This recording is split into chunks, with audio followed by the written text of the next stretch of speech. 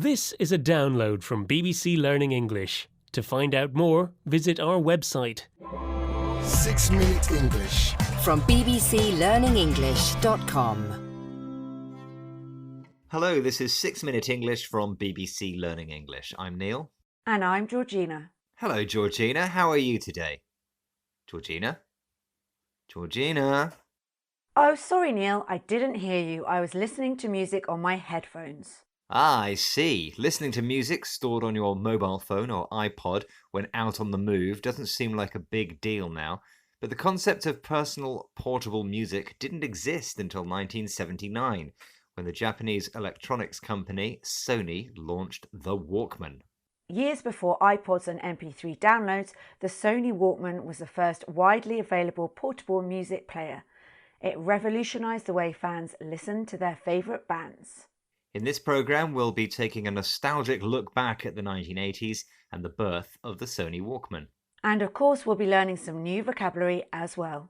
Now, it may not seem so revolutionary to young people nowadays, but back in the late 1970s, portable music players were unheard of. The idea behind the Walkman was simple: a high-quality stereo cassette player, small enough to hold in your hand, allowing you to walk down the street listening to your own soundtrack.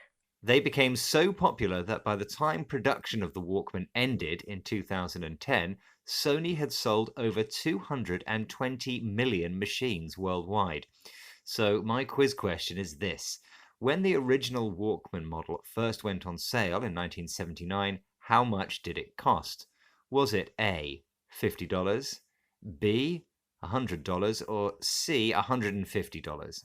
Things were a lot cheaper in 1979, Neil, so I'll say B, $100. Okay, Georgina, we'll find out later if that's right. Now, the inspiration behind the Walkman came from Sony chairman Akio Morita. He saw Japanese teenagers listening to heavy transistor radios carried on their shoulders and had a vision of a smaller stereo which could be held in the hand. However, few of Mr. Morita's colleagues had faith in his idea for a portable music player. Here's Andrea Coppen of Sony UK speaking to the BBC in 1989, taken from the BBC World Service programme Witness History.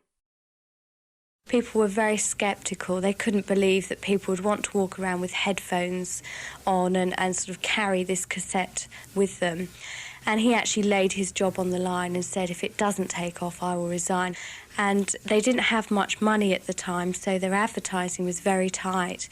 And they decided to give it to students to try. And so people saw them on the trains, in campuses, in towns, and the newspapers picked up on it immediately. The Walkman was designed to be used with headphones, a pair of padded speakers worn over the ears so you can listen to music without other people hearing. Akio Morita was confident his stereo plus headphones idea would take off, suddenly start to be successful and popular. In fact, he was so confident of success that he laid his job on the line, an idiom meaning to risk losing something important, such as your job or reputation.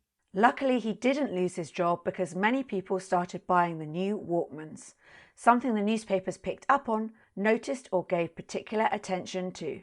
Morita's idea was a massive success. Released at the start of the summer holidays for Japanese students, within 3 months, the entire first run of 30,000 Walkmans had sold out. Meanwhile, music lovers outside of Japan were desperately trying to get hold of the new machines. Among the first to buy one was music journalist Tim Jarman. Here he is speaking to Farhana Haider for BBC World Service's Witness History. It was made available in the US in June 1980. The Walkman was especially popular with the 16 to 24 age group. They thought it could be a niche product that might not sell, but really caught the public's imagination in every market that it was offered in. When the Walkman was sold to the rest of the world and became popular with youngsters, people thought it was a niche product, something marketed for sale to a small, specific group. But instead, people of all ages began wearing Walkmans to listen to their favourite music on the move, and the new invention caught the public imagination, an idiom meaning made the public interested in or excited about something. Many put the Walkman's success down to its perfect combination of sound quality, small size, and affordable price. But exactly how affordable, Georgina? Remember my quiz question? Yes, Neil, you asked how much the original Walkman cost when it came out in 1979. What did you say? I thought it cost B, $100. Well, Georgina, things were cheaper in 1979, but not that cheap. The actual price was C, $150. That's around $530 today. In this program, we've been looking back at the iconic Sony Walkman, the first portable stereo made up of a cassette player plus headphones, pairs of padded speakers worn over the ears. Sony chairman Akio Morita was so confident his invention would take off, become popular and successful, that he laid his job on the line. That means risked something important like his job. His colleagues at Sony worried the Walkman was a niche product targeted for sale to a niche or small and specific market. But luckily for him, the Japanese newspapers picked up on his idea, noticed it and gave it particular attention.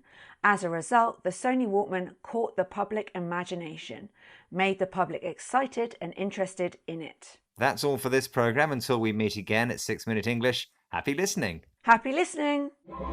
6 Minute English. From BBC Learning English.